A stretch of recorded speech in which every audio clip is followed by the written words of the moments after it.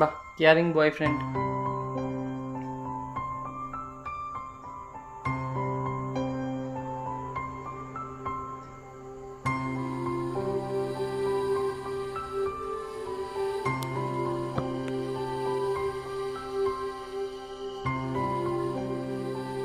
সেগুলো কি লাগাচ্ছিস তুই চুলে? চুলের যা খারাপ অবস্থা হয়েছে ওই জন্য এখন এই ডিম কলের মিশ্রণটাকে চুলে লাগাচ্ছি। আরে এইগুলো লাগালে উল্টে চুলে গন্ধ দেবে, আর কোনো কাজ করবে না। তার থেকে ভালো আচ্ছা। তুই এইটা ব্যবহার কর।